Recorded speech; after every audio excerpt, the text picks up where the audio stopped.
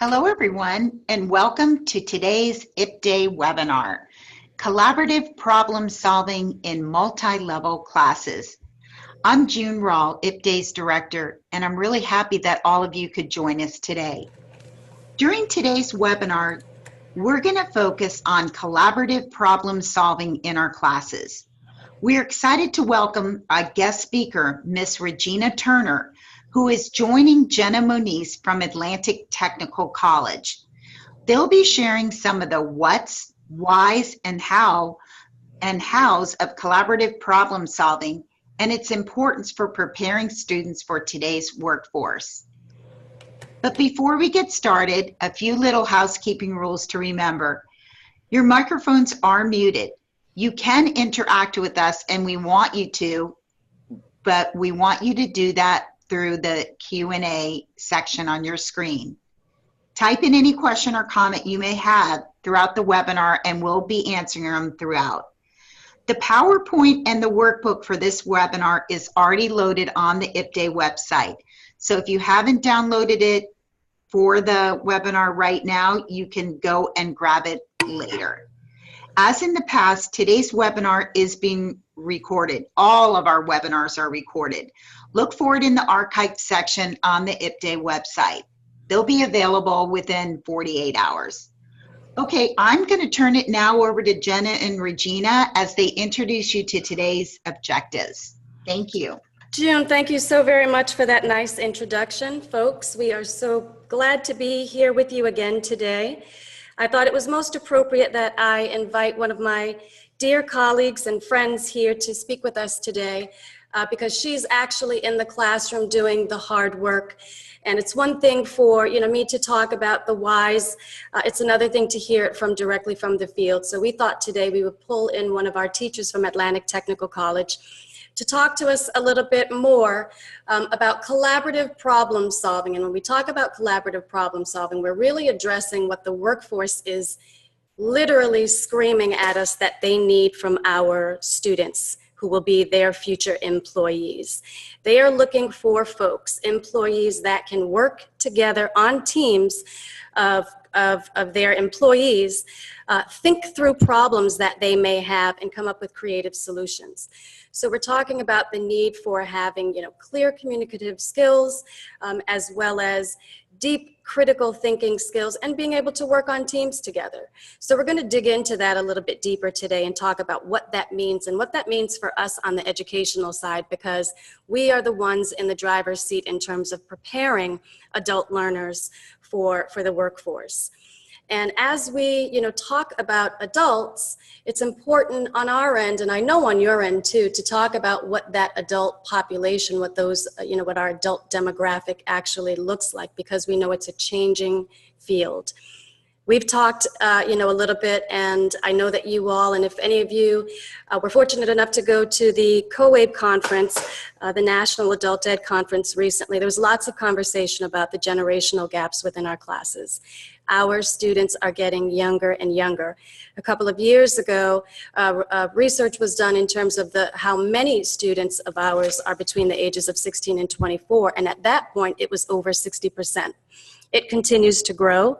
We continue to get students who are younger and younger. And so, it's important that we respond to not only the need of the workforce and what the workforce is asking for, but also the need of our demographic and who our students are, how they're showing up, and what their needs are.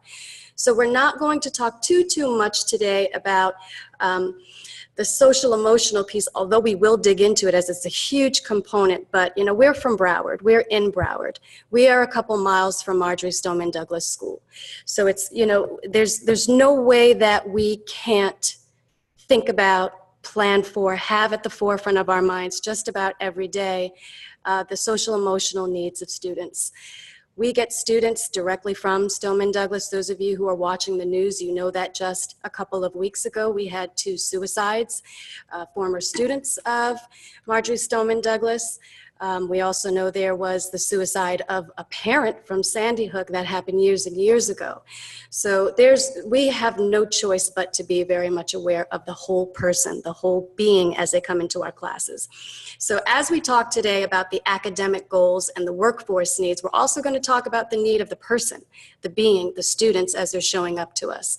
So we're going to be hitting on the 21st century learning skills, what those 4 C's are really about: employability skills, project and problem-based learning, and emotional quotient or emotional intelligence.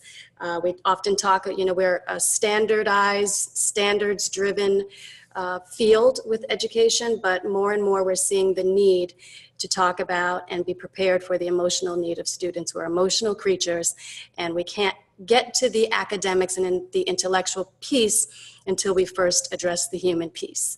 So without further ado, I'm going to let Regina, who I just can't say enough about in terms of how, with her own growth mindset and open mindset, when we started talking about problem-based and project-based learning some time ago, she took it on because we know that it is a shift in terms of the way that we have traditionally taught, especially in adult education. I know that in years past, it was a very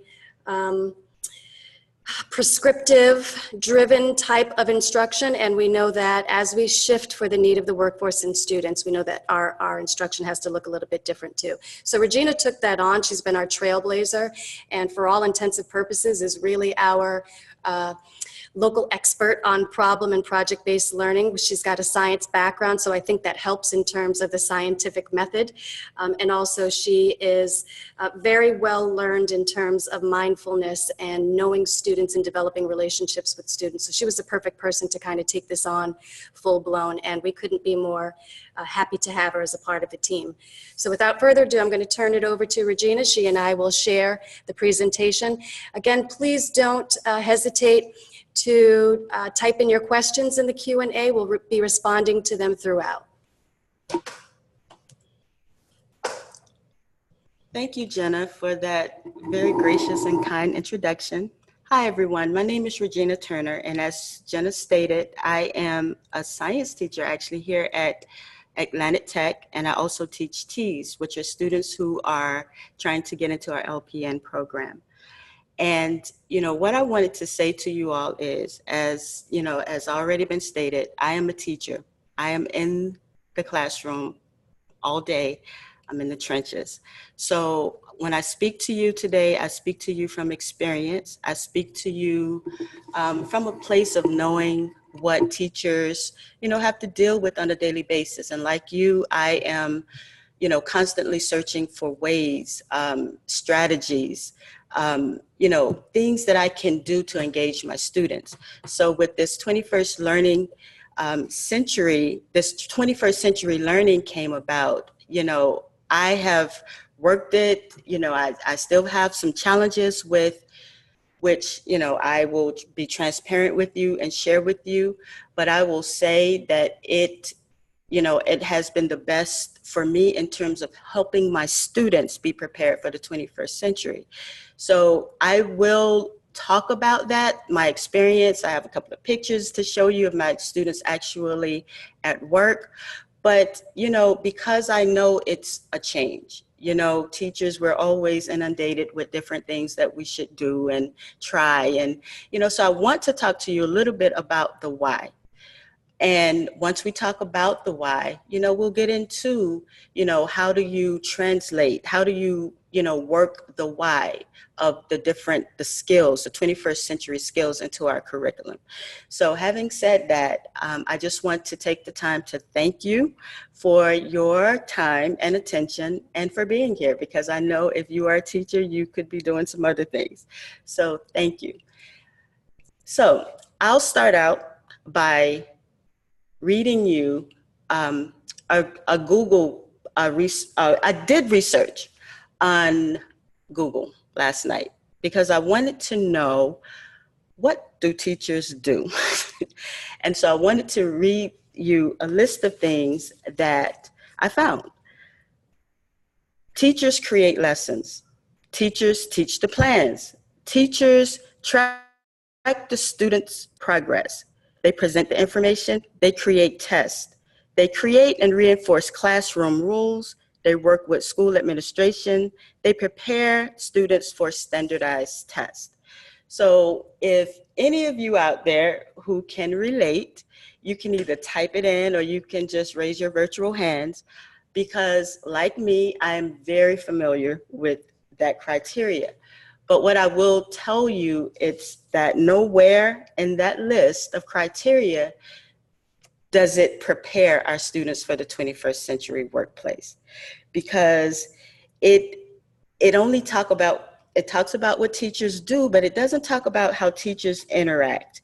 And all of that has nothing to do with student participation and their active involvement.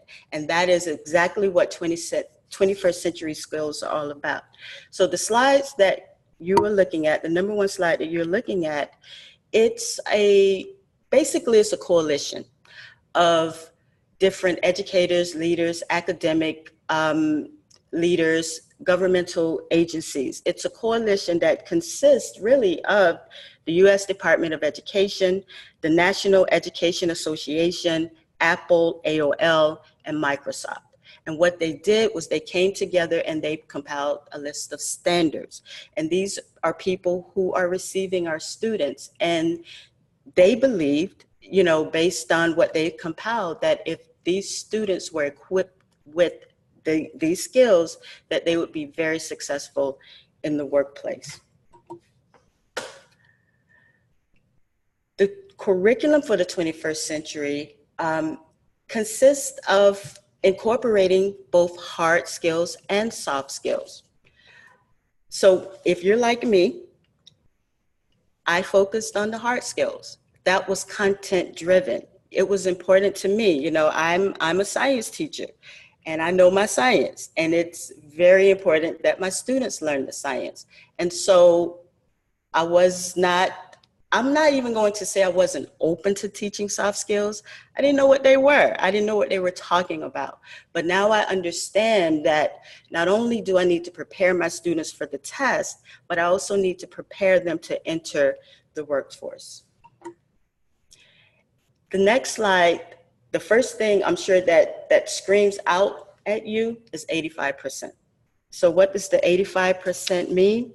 The 85% basically is a study that was done, and it is a study that determines the job success of students, or I'm using students, but anyone coming into the workforce.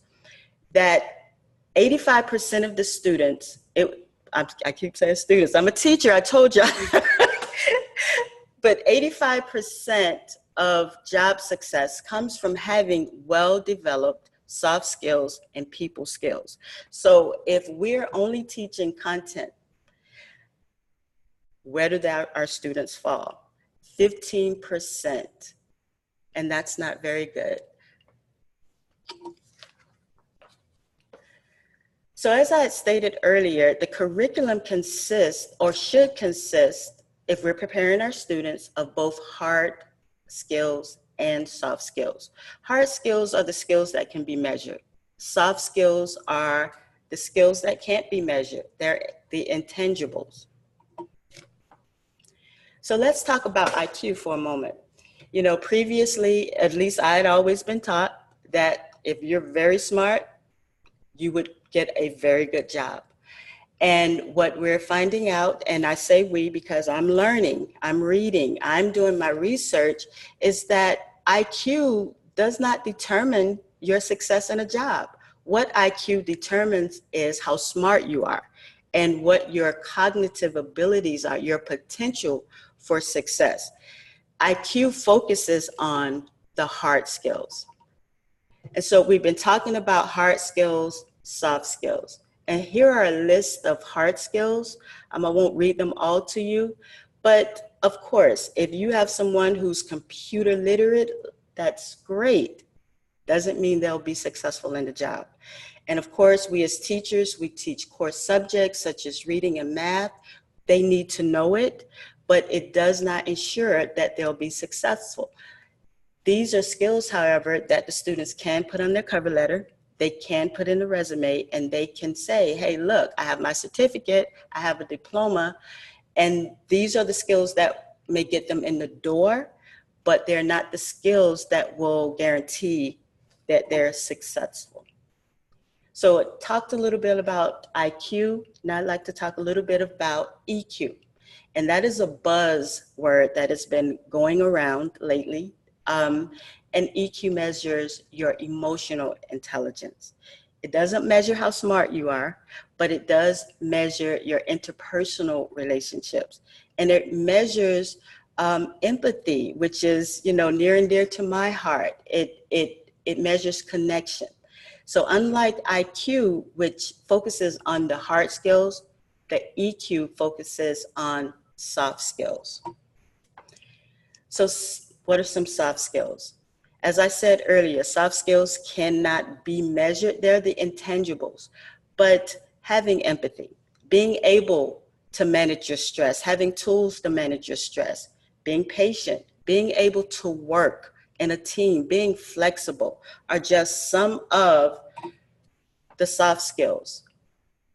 So I am going to show you a list of skills and attributes that employees will be seeking in 2020. So if you have students, it's 2019, we're there. We're on the cutting edge of being able to produce students who will be successful in the workplace. So the next slide that you're viewing, I have two lists. I have a list from 2015, and I have a list for 2020. And so if you just take a moment to look at that list, problem solving, critical thinking for 2020, 2015, yes, problem solving, coordinating with others. But if you'll notice, some of them shifted. Some of those skills moved to the bottom, some moved up. And I also wanted to bring to your attention, some dropped off, a couple dropped off. Well, I know active listening dropped off. In 2015, that was a skill that employees looked for. It dropped off. Let's focus on 2020. Emotional intelligence. It wasn't even on the list in 2015 because employers are beginning to recognize that it is important. The emotional IQ, the ability to relate, social and self-awareness is so key into being a productive member of the workforce. And creativity, 2015 was at number 10, is moved up to number 3. And so, and cognitive, I don't want to not mention cognitive flexibility wasn't on the list in 2015.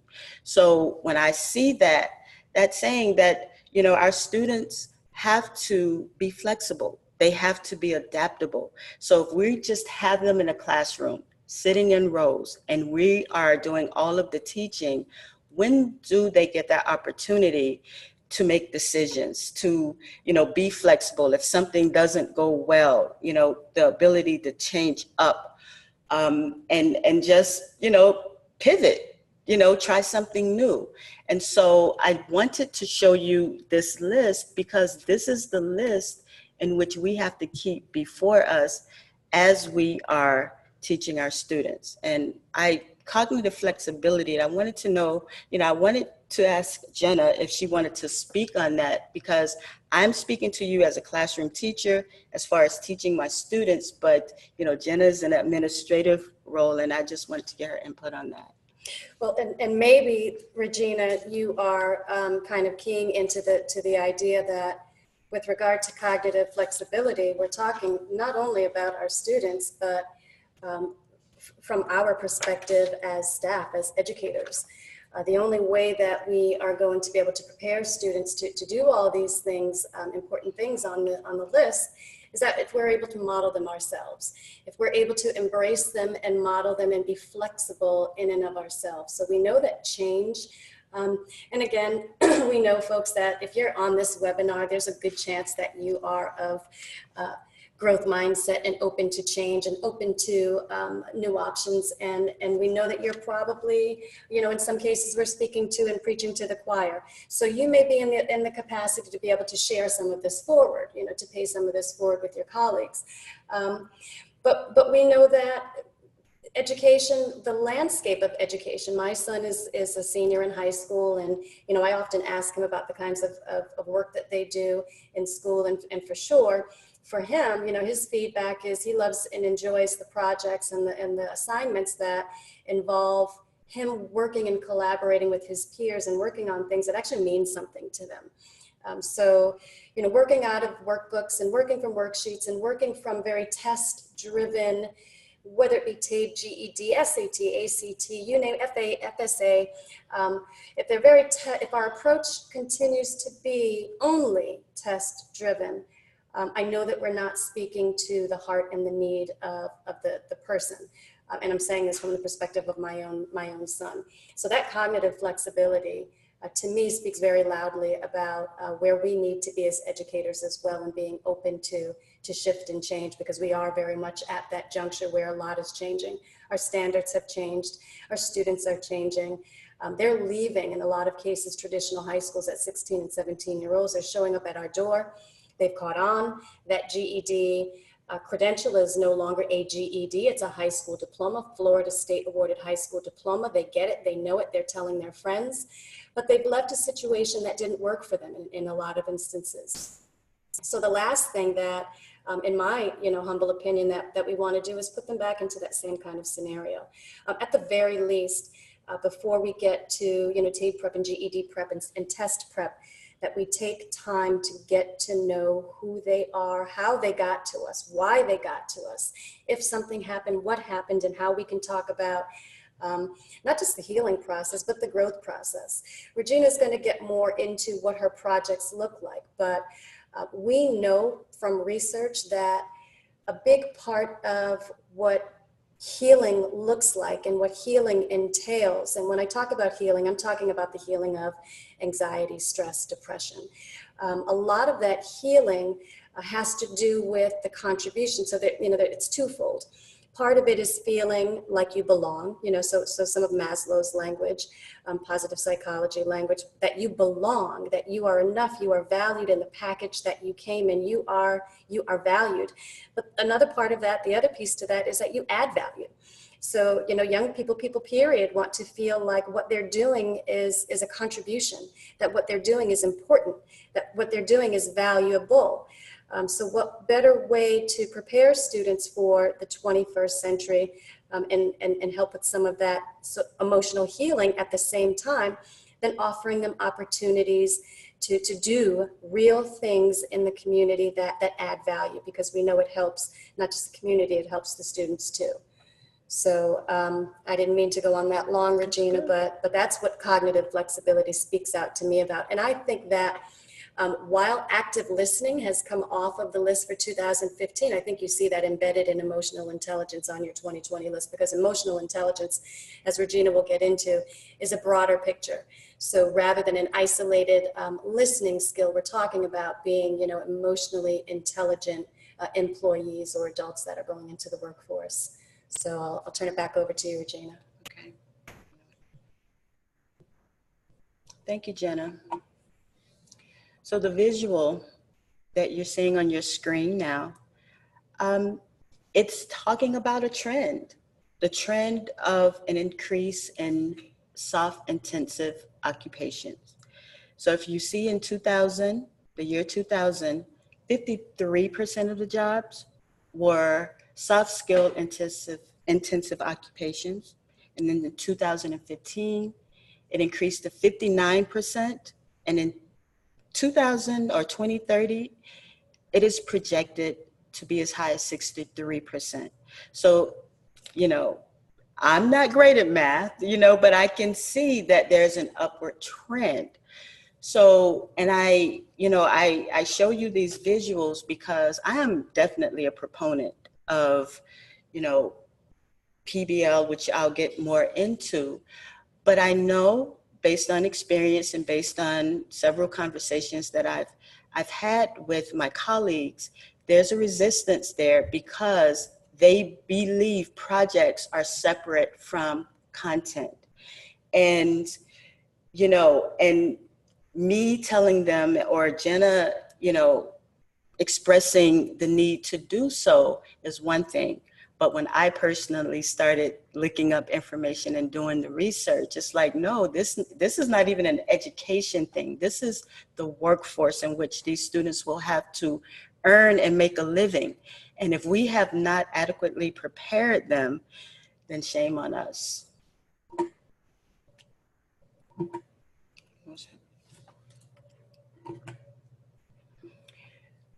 Why soft skills are so important?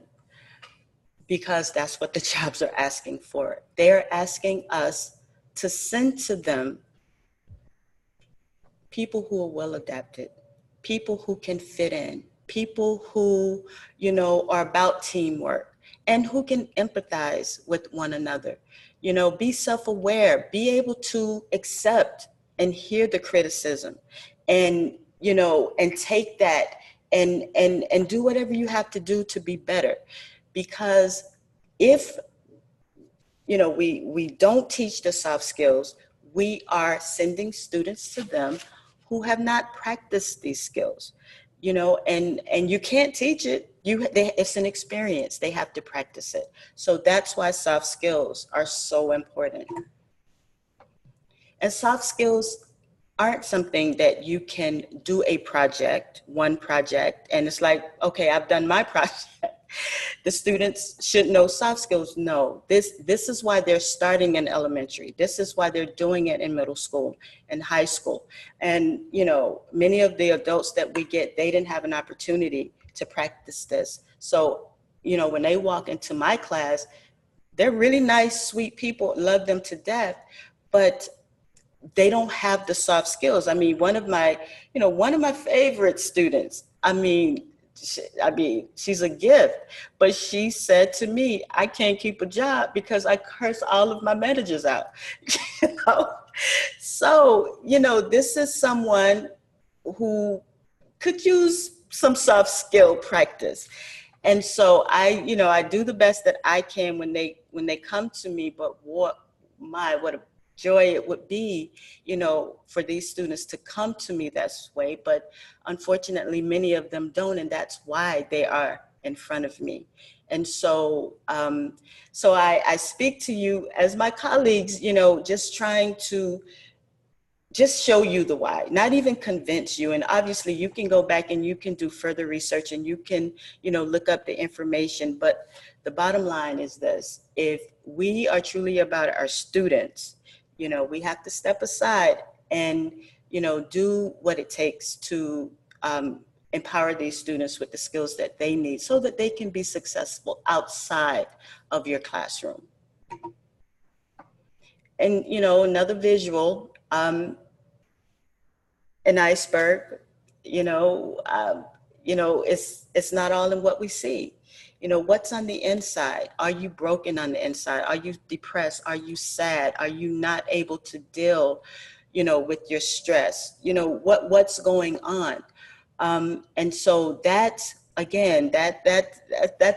my forte, and I love these things. And these are basic social emotional skills. And again, that has to be incorporated into our education, into our curriculum. Because as you can see, EQ trumps IQ. You may be very smart, but if you don't have the social emotional skills, you know, the chances of you succeeding in a job or, you know, being promoted or, you know, just doing well at a job are not as high. Having an IQ is not as high as having a high EQ as it relates to workplace. So hard skills will get you the job. It will get you in the door, but it's those soft skills that will push you to the top. So we've been talking about 21st century learning skills. And earlier I had mentioned to you that there were a coalition of organizations who got together and they came up with a set of standards.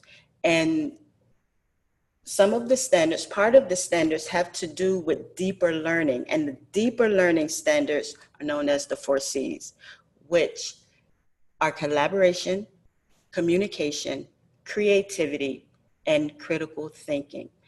And again, if I am the teacher and I'm the center of my instruction, I'm the sage on the stage, I am the giver of all knowledge. At what point do I give my students an opportunity to practice these things? And when I see this visual, you know, it's a puzzle where everything comes together. This is the ideal classroom. This is your typical 21st century classroom. You know, the students are actively participating in their learning. There's no isolation. You know, three can't work without the other.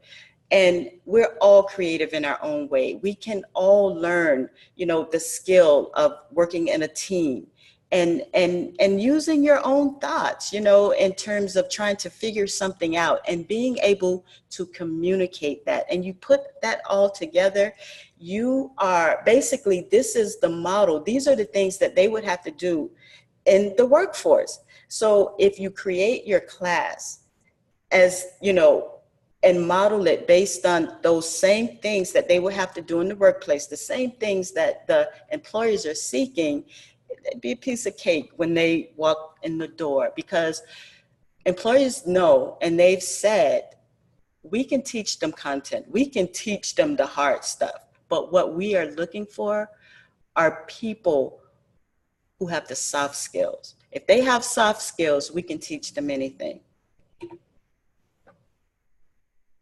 The 4Cs of the 21st century skill model are included in the top 5 workplace skills that will be sought by most employers in 2020.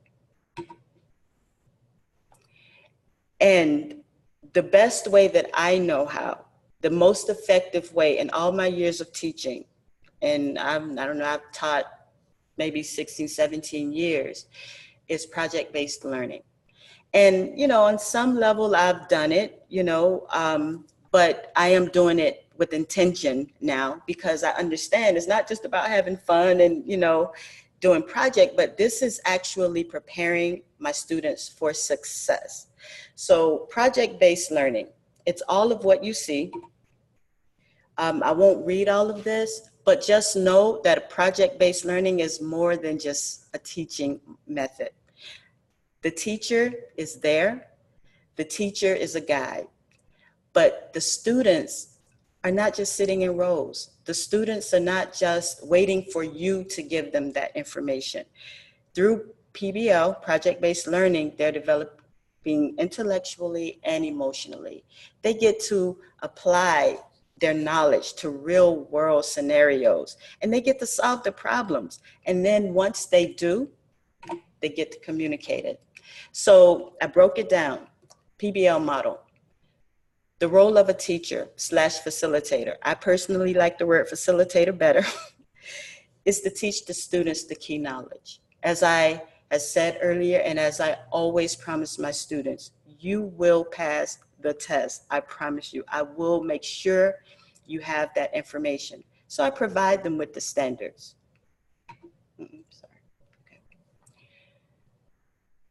PBL model, the second part of it is students. My part is facilitation. My part is making sure, you know, they get the standards. But their part is they have a voice. It's not just my voice. I have to listen to my students. They have a choice of what and how they learn the information. And as a result, when you're learning, but you're learning it based on your terms and how you best receive that information, the learning is more engaging, it's more challenging, and it's more meaningful to the student. So the slide that you're looking at is a slide of multiple intelligences. I only wish that I had been exposed to this when I was in school, because I'm just not smart in a lot of these areas. You know, as I've matured, I know that I myself am self-smart. I am an intrapersonal person, you know, but that wasn't valued. You know, I was judged based on my ability to do math and reading and, you know, language arts and all of those things. But we now know that all students do not learn the same. And many of the students who will come before you, you know, and I know this because they're the same students who are coming before me, they don't think they can do this stuff. That's why they'll go get a GED and call it a day. Because none of these intelligences have been tapped into. They've been told, if you can't learn this way, then obviously you can't do it. And many of them just drop out because they're bored. Many of them don't believe they can be smart in anything. And so, you know, it is such a joy for me to be able to introduce this to them and tell them, you are smart. You're smart at, you know, drawing pictures. You're a great artist. You're smart at music. So why don't we rap something? But you know, maybe you're into nature. I mean, but you are smart. We just have to find where you're smart. And so what you're looking at are visuals of pictures. And these pictures go along with a PBL that I did with my students. And the focus is on teaching them the scientific method, the standards. There are a few standards actually involved in learning the scientific method. But actually, you know, we were on the earth science, and we had covered a multitude of topics.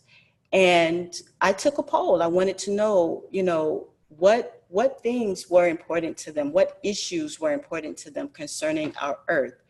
And the one that had the most interest was air pollution, water pollution, you know, because we had to stay on the standard of which, you know, they were learning to pass the test.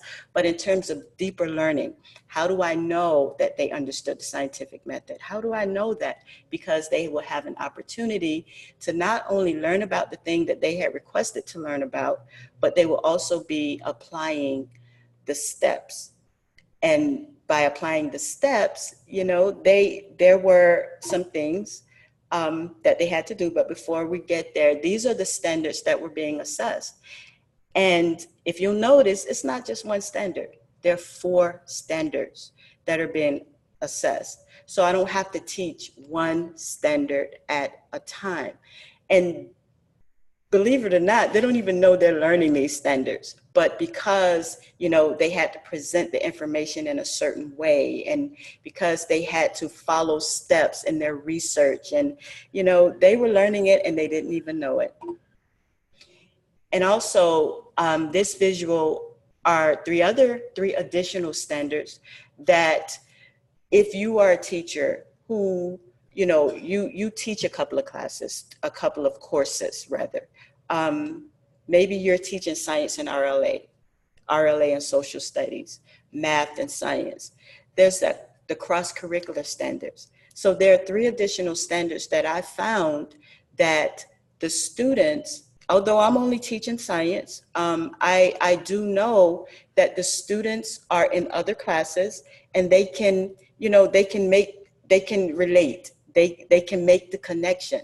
And so between my standards and the other standards, those are 7 standards that they were learning. So again, one of the resistance that I have heard or, you know, spoken about with my colleagues is that I teach, you know, a couple of courses. How can I do projects? Well, you know, it does take planning, and I will have to tell you teachers, you know, and I'm really speaking to myself, project-based learning, it's an awesome way to learn, but it does take some planning on your part. So, you know, just sitting down and outlining all of the standards that connect, that relate, will actually make your job a lot easier. That's so great. And we're very aware that a lot of the teachers in adult ed teach more than one subject. In fact, your teachers, or you may be the teacher of all 4 subjects, or ABE and GED. So in some ways, the model of teaching cross-curricular standards is necessary for you. So it's kind of a one-stop shopping. And for those of you who have not accessed your high impact indicators, your GED standards that are the cross-curricular GED standards, you're going to see that there's a lot of crossover. So I would grab those. I would let those be in a lot of ways my roadmap for when developing projects and problem-based learning, because we know that a lot of you teach more than one subject concurrently, or the students, you're teaching students all of the subjects. So we just wanted to take a brief moment to point out that in your workbook, we will be sharing some of the tools that we're sharing today. We're not going to go too deep into them, but for just a moment, we just want to be able to give you a quick look at what you'll see in the workbook. So you will see that we've provided kind of a pre and post, grabbing your thoughts about some of these areas here. We've got planning sheets in here that address the cross-curricular standards. So you are welcome to take these, download these, and use these. We've got one example of a multiple intelligence quiz. We know there are lots out there, so take your time to research some of them. Some of the models may work better for you. You know your students best. We just happened to pull down one that was a quick and easy pull, but again, there are lots of those out there for you, and multiple intelligences is one. Personality inventory or learning style inventory. We know there are a number. The Briggs-Myers is also important to look at. VAKs, of course, that we're probably most familiar with, visual, auditory, kinesthetic, are important as well. But like Regina is pointing out, it's so empowering to be able to point out to students that all of this time when you thought that because of those standardized tests, you weren't quote unquote intelligent because of the results of your math and your reading writing, guess what? In all of these other areas, these are research-based. Howard Gardner, Harvard University studied that these are actual intelligences. So it's not just a skill to be a good people person. It's not just a talent to be, good at basketball or sports. These are real intelligences, and they're intelligences that we know actually with a lot of the technical courses and your elective courses not being the focus, especially in adult ed, we know that these are a lot of the courses that provide opportunity for students to work together and be team players. So they're critical and they're real intelligences. It's empowering for a student to know that we all encompass all of these intelligences, and by making deliberate decisions, it's just a matter of saying, okay, well, my intelligence level and musical intelligence is high. Now with intention and focus, I can focus on the math, my logical mathematical intelligences, but it doesn't mean that I'm not smart. Highly empowering, and I couldn't agree more with Regina about wishing that we had this when we were in school. This is an employability skills tool inventory here that we're sharing with you. Again, dig into it. Feel free to download it. We've shared resources here. We just wanted to, jump to it quickly to give you a peek so that you don't forget that it's there for you. It's in your upload. So after the presentation, do feel free to use it.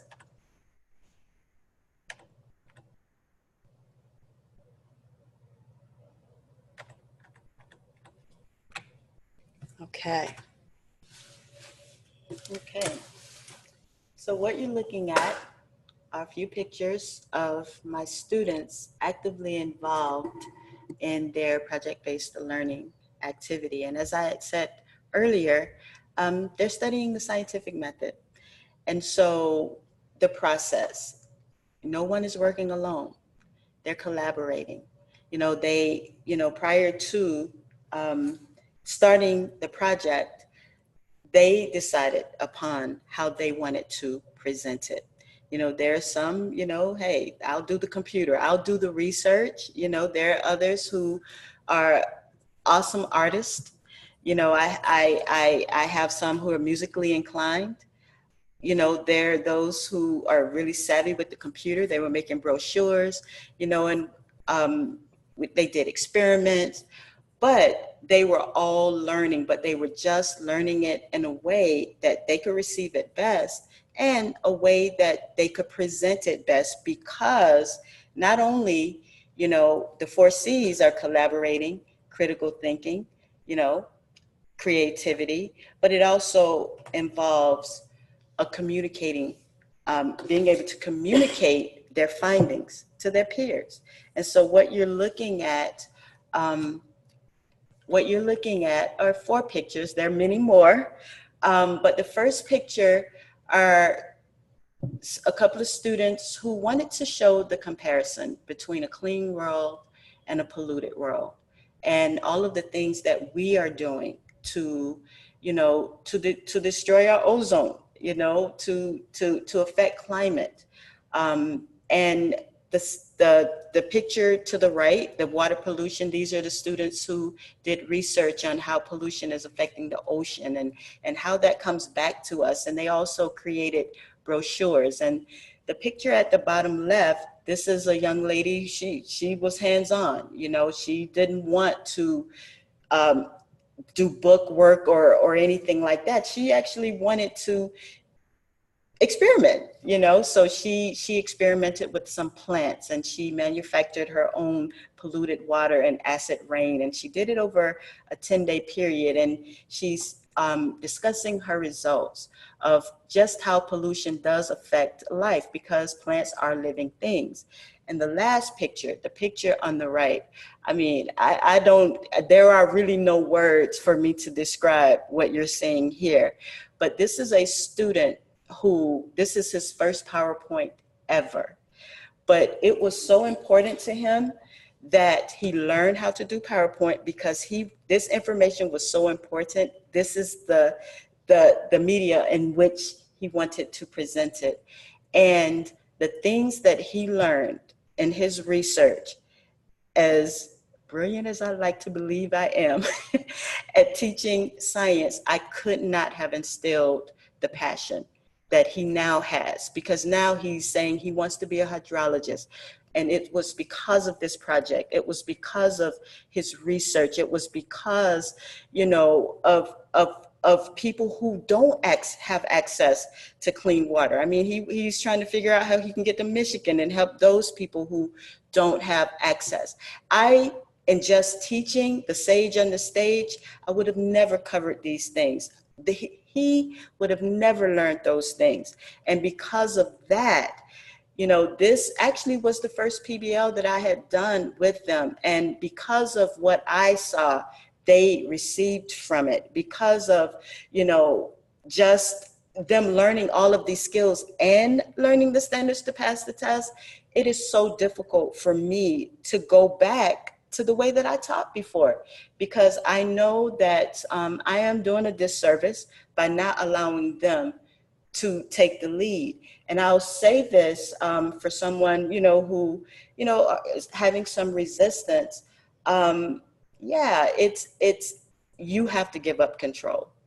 And, as a teacher, that for me, that was the hardest part, because you don't trust that they'll do a good job.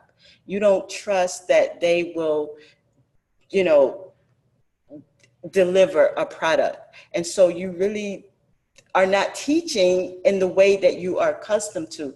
But I am the facilitator. I'm the guide on the side. I am making sure that they get the standards. I'm making sure that they're ready to present it, and so I just want to say, we've covered the soft skills, and why it's important. But what you're seeing are students who were growing, who had developed. I mean, they weren't the same people prior to doing this project. And, and I had said to you earlier, I would be transparent with you as well. There are some challenges, because remember, there are students who don't have these skills. And so when you're asking them to collaborate, to be a part of a team, when you're asking them, to stand up in front of others, which most people really, really honestly have issues with, it's very difficult. But in the slide that I'd shown previously, soft skills don't develop overnight. And because maybe a couple of them didn't show up on that day, there are other opportunities to practice the skill.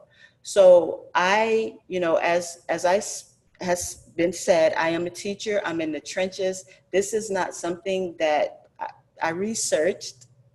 that I'm actually doing with my students. So soft skills, if we want to provide our students with a ticket to employability, we have to do it.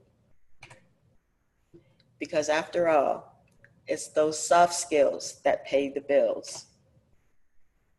I just want to thank you all for your time and attention, and turn it over. So powerful, Regina. Thank you so very much for all of that sharing. It's one thing to share from outside of the classroom. It's another thing to hear directly from a teacher who went through the entire process of it. And Regina's being transparent in the fact that she took the time to do the research.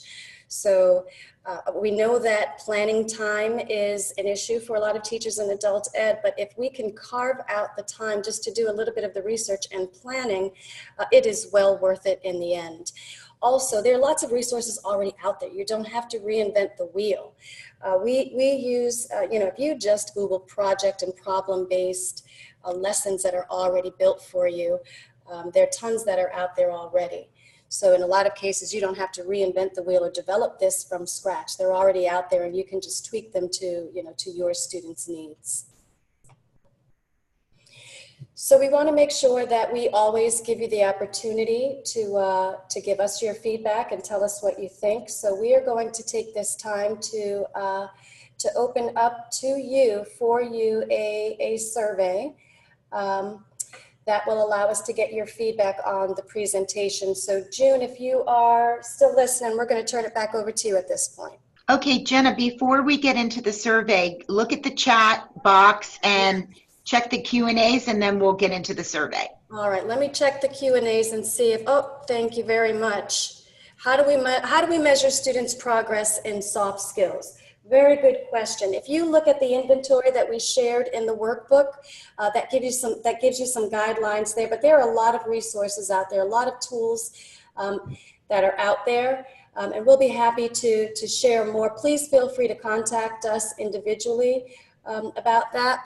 I don't know if Regina, you wanted to jump in about measuring soft skills, but if you even take that list that we shared, some of the workplace employability skills, that 2020 list. If you just take that list of, I think there were 10 skills, and print that out, I would recommend that you allow students the opportunity to assess themselves.